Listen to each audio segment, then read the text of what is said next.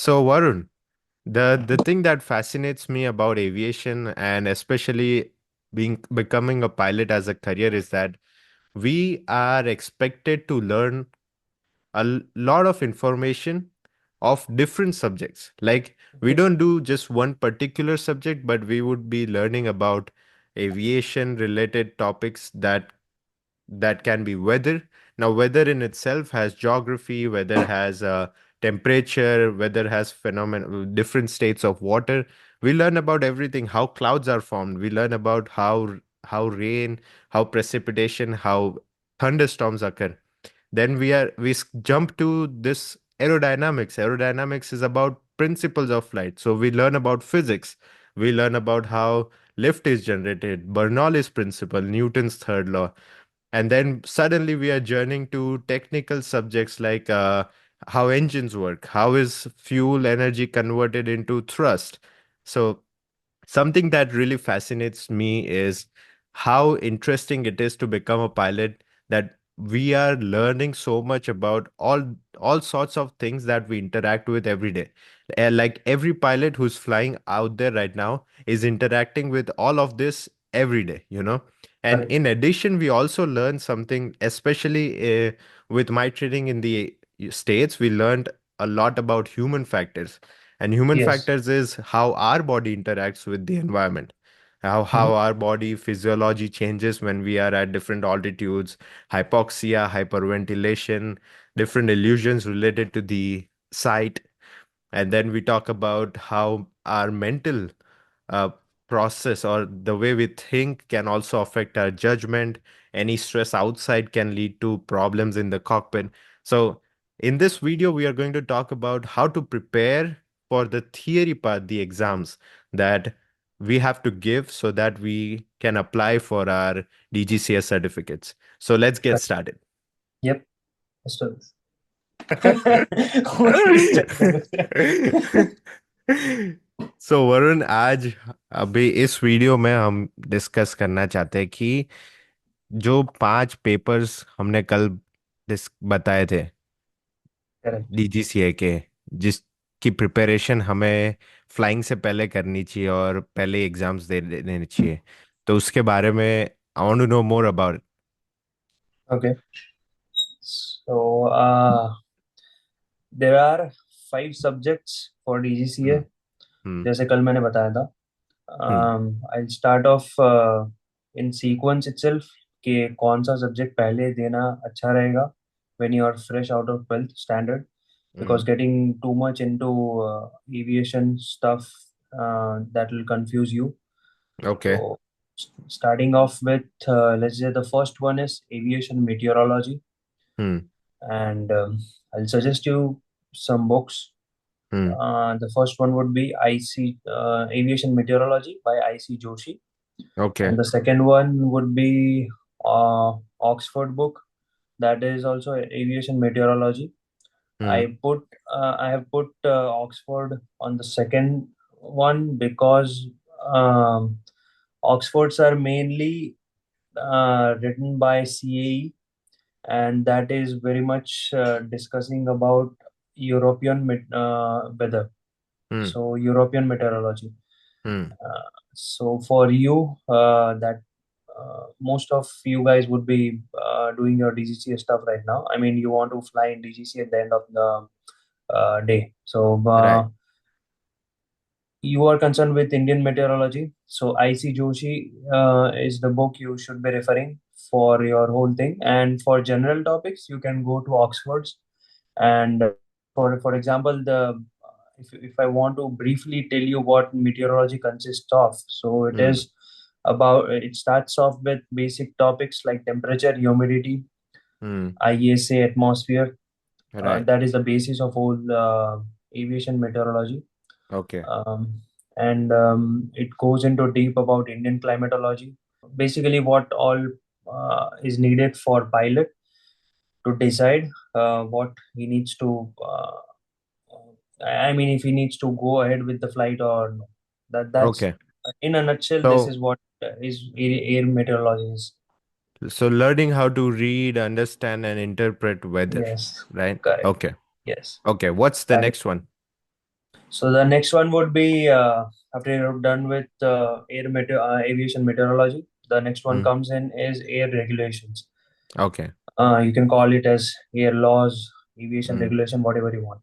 So for that, the first book I would recommend is Air Regulations by R.K. Bali, Okay. and the second one being again Oxford Air Law.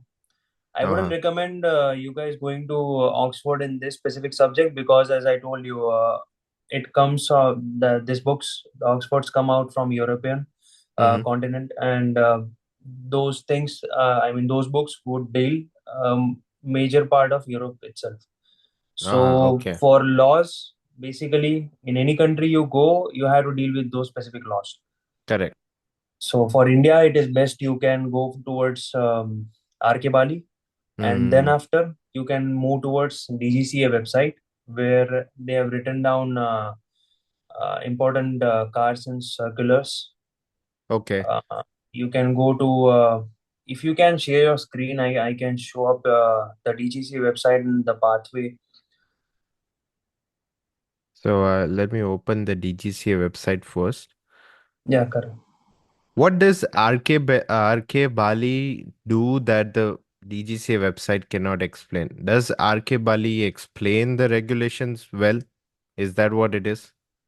Yes, it does. So it has everything written down in same. So you get everything. Mm. Let's say within 200 pages. Okay.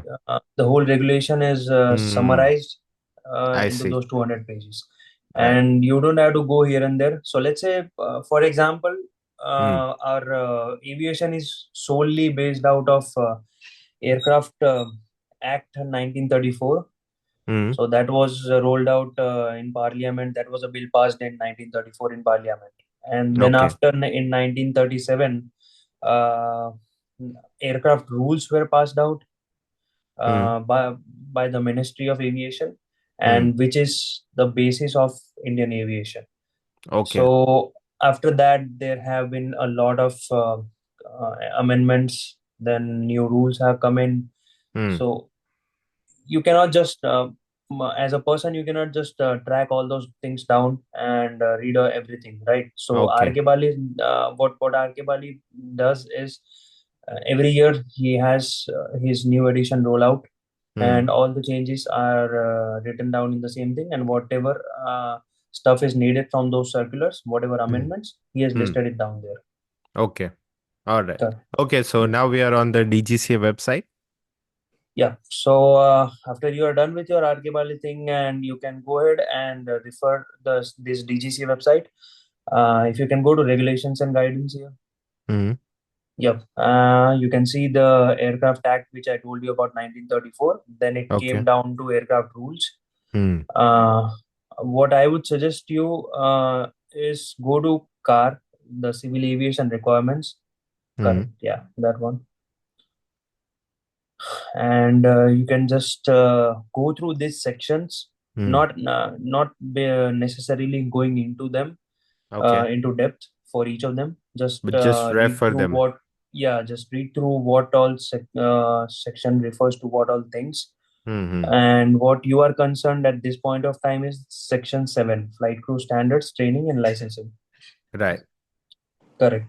And if you roll down part B, series B is what deals with the syllabus of CPL Mm. for your examinations, and Okay. whatever the minimums are set by DGCA for issuing your licenses. Uh-huh. So you can read through for CPL. Let me see which one is that. Issue of CPL license instrument reading. Yeah, it's part 4. So Mm. you can open up that part 4, and then you can go through those things, but not needed for not necessarily it is needed for your examination, Mm. but just general stuff you should know about it.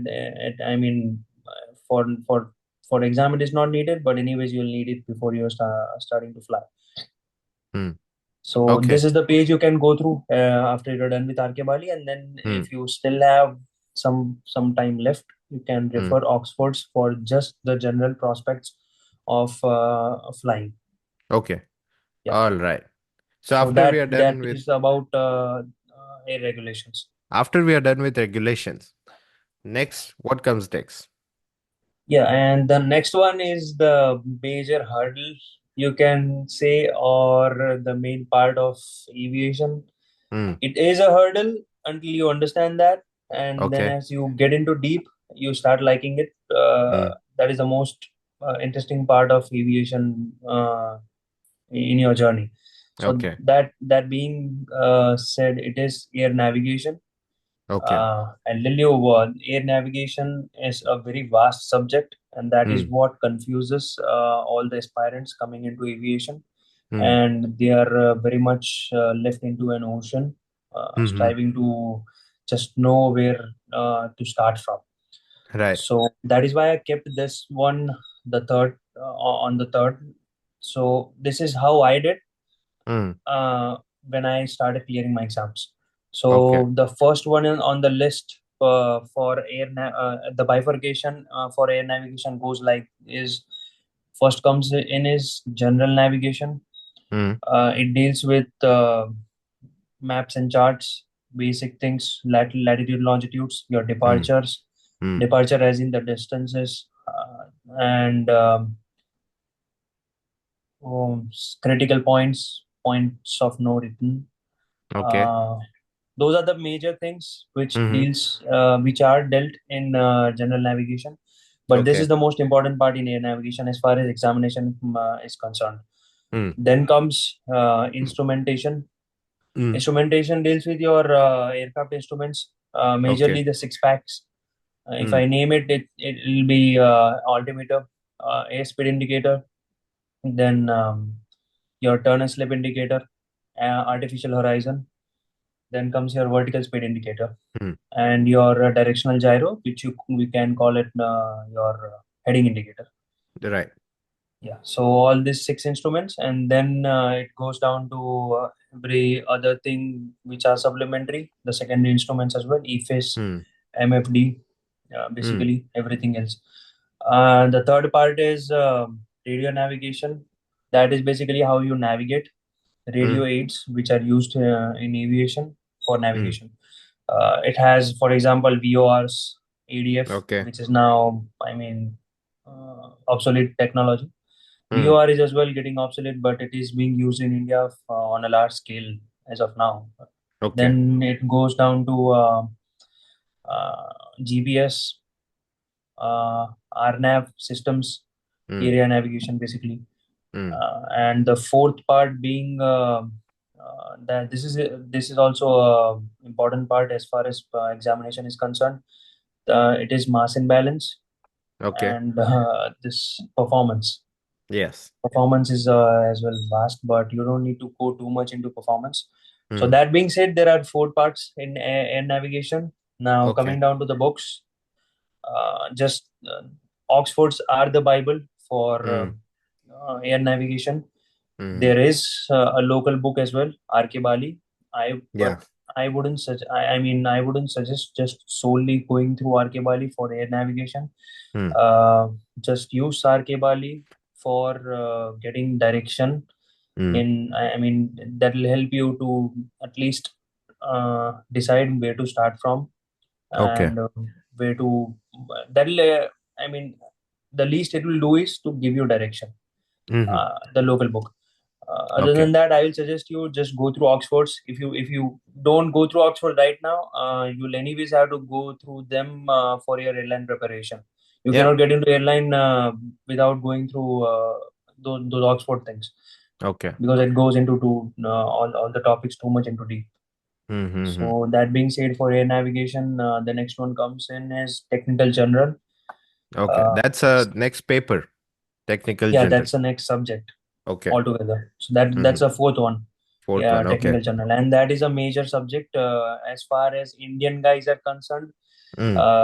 And what I mean by Indian guys is those who are flying in India, Hmm. those who are doing their flying training in India, Hmm. they would be required for this. They would be required to clear a technical general exam. Okay. So, for example, I have been in USA for my flying training I was Right. not required to clear this correction, this technical general. Oh, So okay. yeah, So even for someone who flew here and needs to convert, they don't need to give that exam. no, they don't need to give Mm. technical general as a Okay. separate Why is exam. that? It's just DGCA thing. I don't know Mm. why they have said it. No. So basically, what technical general deals with is all your power plant stuff. So that subject also has bifurcations, Mm. but so I have not been too much into depth of that subject. But anyways, I have. I mean, I had to learn that for my Mm. airline preparation. So I'll tell Mm-hmm. you what all I know. Um, it has a few bifurcations. I'll tell you. The first one being power plants. Okay. It has jet engines and Mm. your piston engines. Mm. Okay, so it goes in depth for both of them. Now, Uh-huh. second one comes is POF, which is principles of flights. Okay.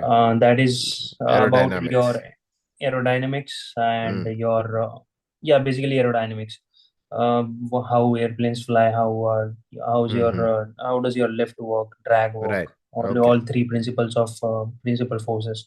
But it's fine. I mean, you can go through the so for this the books again. Those are Oxford's. Mm. I mean, I referred Oxford for this technical general. Those are the best books you can get Mm. because these things discuss everything in depth. So Right. that's what you if you're learning anything, you just do it once and get it out of your way. Correct. You should yeah. And there are a lot of notes as well. You can go Mm. through them. These things come out of ground classes in India, so Okay. you can find it in description as well. Chintan will put it in description, the link, Mm. so you can refer those notes as well. So this was the fourth subject, technical general, Yeah. and the last one is technical specific.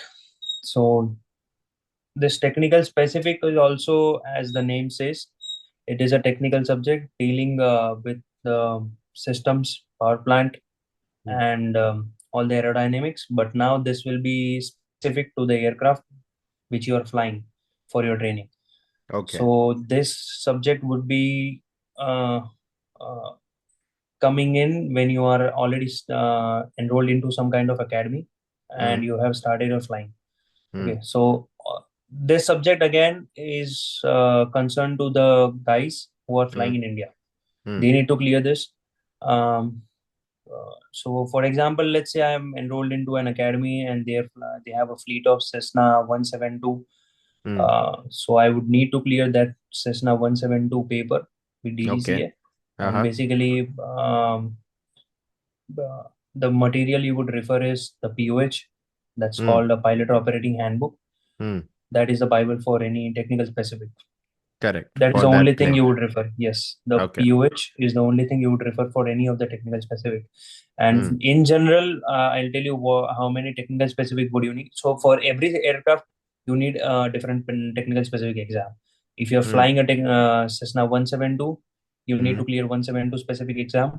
Mm. You would be flying a multi-engine aircraft. So whatever that model is, you would be needed to clear that specific exam again. So in general, it will be two of them. One is for single engine, and one would Mm. be for a multi-engine. Okay. Did you Yeah, have to and give those? I did have to.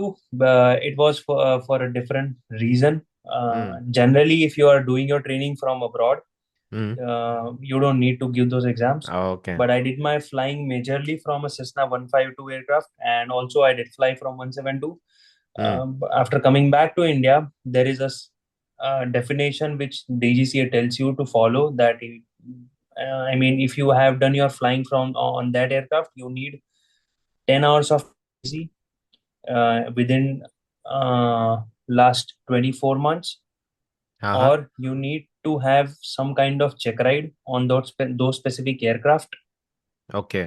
Okay, and so then you can fly that specific aircraft in India without clearing that technical specific Technical exam. specific. Okay, Okay, gotcha. so I had those things on Cessna 152, but Mm. now in India, what majorly it's about general aviation is about Cessna 172. Okay. So I was a little bit short of that 10 hours of PIC, because Mm. PIC definition for DGCA is a little different, because Right, right, right. it's not as per FAA. That is a Mm-hmm. total different topic for another video. Yeah, yeah. So yeah, so that's Okay. how these are the five subjects concerned to DGCA, and the sixth Uh-huh. one being RTR, that is a radio telephony license, Mm. radio telephony restricted license. And RTRA is so basically there are three bifurcations for RTR as well. And Mm. this exam is conducted by WPC, and that is a total different ministry itself. Mm. As of now, it is under their control, and it might come under DGCA in future years. Okay. Okay, so if we are talking about RTR, there are Mm. three different types of license under RTR. Mm. RTRA is RTR Aero. Mm. So that is when you give both of your. So there are two parts in RTR exam. First Mm. part being your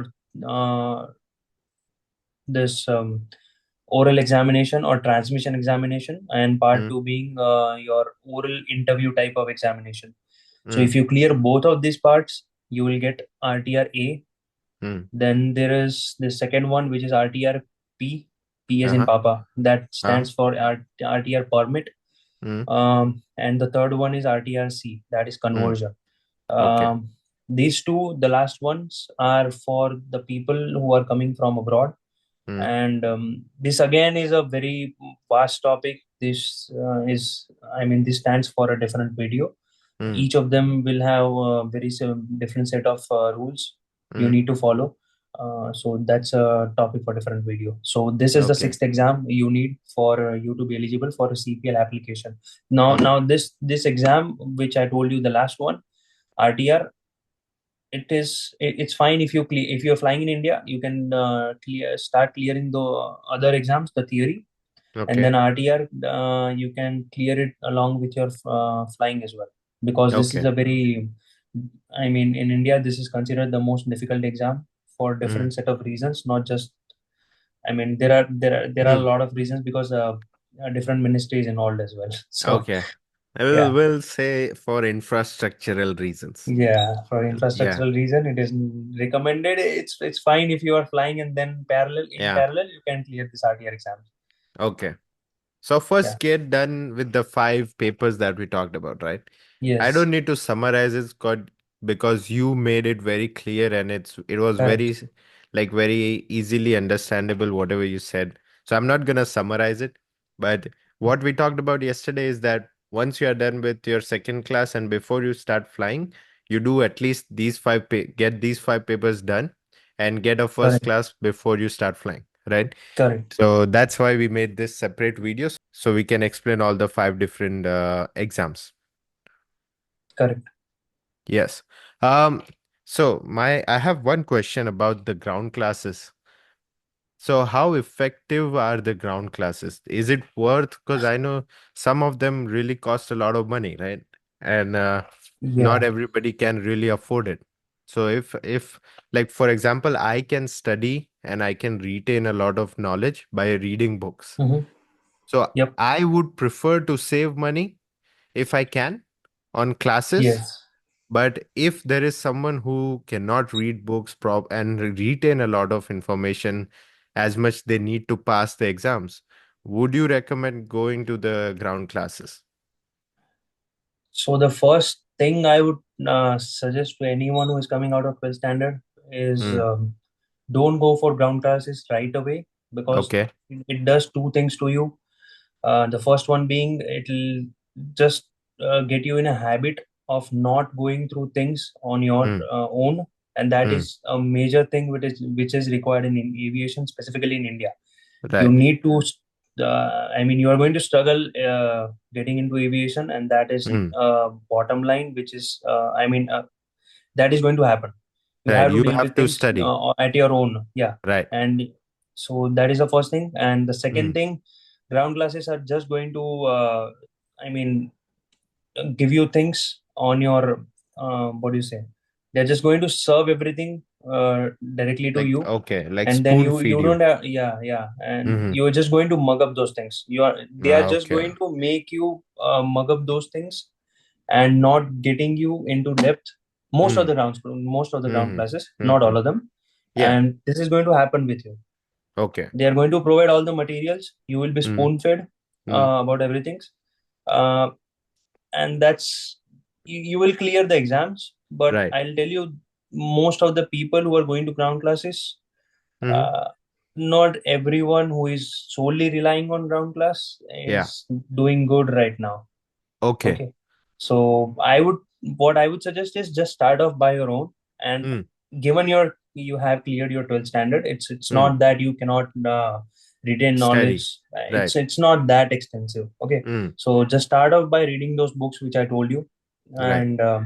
and and the sequence, that is important. If you're starting from meteorology, it will be a little bit less harsh on you getting into Okay. aviation. Okay. Okay. So it's a little bit easy Mm-hmm. as compared to the navigation general. As you go on, you'll get Right. a grasp of it. So Mm. start reading the books. Mm. Start. I mean, also YouTube is at your disposal at Correct. any point of time, and there are a Yeah. lot of materials. Yeah. YouTube You has can a go lot through of them. free Yes. videos. Yeah. Yeah. So Like you can just my go through. propeller pilot. Yeah. That's a very useful resource as well. You can Yeah. go through his other channel, Propeller Pilot, and you can Yeah. go through that interesting stuff as well. That will help you in flying as also. I have used it. So So yeah. I mean, yeah, and if we can save money, why not? Because we are already spending so much on flight training. If it's not serving the same purpose that we think it would, you would rather be better off just studying by yourself.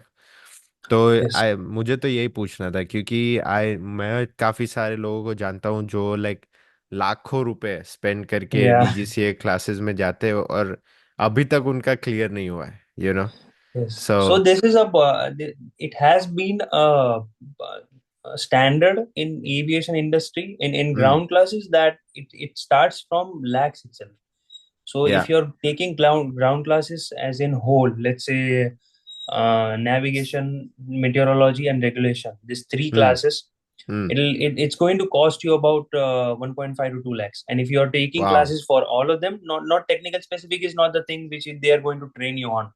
Okay, right so it's just the POH what you're going to fly. So let's hmm say for all of these four subjects, if you're hmm going to take a ground classes, that is going to charge you 2 to 2.5 lakhs. Oh So that's a that lot is of a money very considerable amount. You can put it into your right flying trip. That if I give you a rough idea, that is about your I can tell you 15 hours of flying in India. So wow that, so yeah, that's a lot that is a lot of cost. yeah 10 to 15 that's a hours of lot flying, you can just get it done in India in those correct costs. And I mean, it is totally doable. I have done hmm it without hmm any guidance, without any ground classes. I have cleared all of correct my exams. right So if I can do it, I think everyone can do it. And just take hmm your time. Don't rush into it. I've hmm seen people rushing into all three exams in single attempt. okay That is not what you need. uh-huh So just take one at a go, clear hmm one thing, then go to other subject, clear hmm that. hmm That is how you will build your knowledge, and okay you won't feel that you are exhausted learning these new things, hmm because your interest has got you into this field.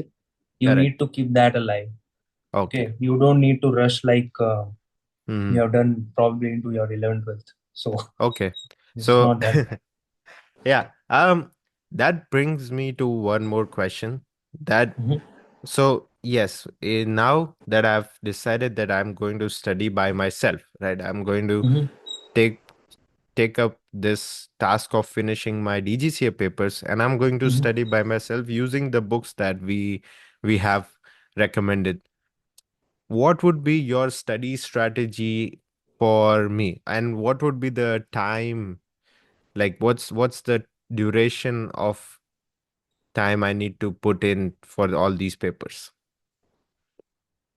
Okay, so that is again the sequence stays the same. The study Hmm. strategy, first one comes with air meteorology. Most of the Okay. times, an average student, this is again student specific, how Hmm. much if he is able, if he or she is able to grasp it too quickly. Hmm. And given air meteorology is a general subject, you have studied more, about 50 percentage of that in your primary schools and secondary schools Yeah. as well. Okay. So you can consider about 15 to 20 days reading that Hmm. IC Joshi book. You Okay. can be well prepared for exam. 15 to Uh, 20 days, and how many hours a day, roughly? Roughly, you can consider about 5 to 6 hours. Okay. Five Yeah, to five to six six hours a hours, day. not in a single go. You don't have to sit and just mug up everything. So you know Hmm. how to do that. Hmm. 2 hours a day. I mean, 2 hours in a single go. Just understand Okay. one topic, go to that questions, and then again come back. Yeah, Mm-hmm. Okay. that So goes for 20 your rough. first one. So Yeah, roughly 20-25 days for each paper is good. not each one. If so, for air meteorology and air Ah. aviation meteorology and air regulation, yes, you Hmm. can consider about 20 days for each. Hmm. Okay, and if it comes down to air navigation, you Hmm. need a thorough understanding of each and every Hmm. topic. As I have Right. bifurcated, uh, you need at least 1.5 months Hmm. to Okay. to have a better understanding for each Hmm. of the topics. Hmm. Okay, so that and I'm giving this timelines in respect to your understanding being to that level Hmm. that you don't have to go back again to these respective topics Hmm. when you have started your flying. So let's say air Okay. navigation, Hmm. 1.5 months is going to Hmm. get you in depth for all the instruments, all your Hmm. radio navigation things, Right. and that is what you are going to implement practically into your I mean your flying. Okay. So this is the Sounds good. timeline required for that. Okay. And Yeah. all of the papers combined, how long will it take for me to get them done? Uh, about 4 5 months, you Hmm. should be able to clear at least the first three of them: air Okay. regulation, air meteorology, Hmm. and if your grasp is really really good, you might be able to get done with technical general as well. Okay. Because Okay. that is also I forgot to tell you about that, but I haven't done I haven't given an exam for this technical general. Hmm. But from what I have heard from my fellow aviator friends, is that about 1.5 months for that as well. That is a deep subject also. Okay. So 1.5 to 2 months for technical general. So Hmm. 5 months if you're just sitting and clearing your DGC exam is Hmm. that is what is going to cost you. Okay. All right. Yeah. And final question is, how is the schedule like for the papers? Can I just give it whenever I'm ready? It has been so it happens every month now, Hmm. and there are two kinds of exam DGCA conducts. One is Hmm. on demand, which Hmm. happens every month. Hmm. Second one is regular examination, which are Hmm. scheduled every 3 months. Okay. Yeah, every 3 months. Hmm. It doesn't make any difference to us other than the cost. One Okay. exam costs you 5,000 Hmm. for on demand. That happens Hmm. every month, and your regular Okay. examination costs you 2,500 rupees. And Oh. regular examinations are held in different cities. I mean, Hmm. they are held in more metro cities. The Okay. centers are more, so that is a little convenient on you. Correct. On-demand examinations are just held in four metro cities, Hmm. namely Delhi, Hmm. Bangalore, Hmm. Mumbai, and I think the fourth one is Kolkata. Okay. So only four of them, but I mean that should not, I mean, hinder any of your preparation. You can just Right. travel to any of those cities. And That is just just give the exam. one day, yeah, one day thing. I Okay. have given all of my exams in Mumbai. I haven't even, I mean, Ahmedabad is a center for regular examination, but for instance, I haven't cleared any of those in Ahmedabad. Okay. Because when you're ready, right? You just go and give the Yeah, exam. you just go and give the exam. Anyways, you're saving money on DGCA classes. So, Correct. Yeah. right. But okay. So I think that's pretty good. And what I can say is that I think I understand the papers much more after all these explanations. So thank you so Mhm. much. We'll continue talking about more DGCA related questions that I have. so that I can just make a nice series of videos that we can add as a playlist and that serves for everybody. But thank For you. sure. Thank you so much for Yep. answering. I'll see you in the next video. Yep. See you soon. Bye bye.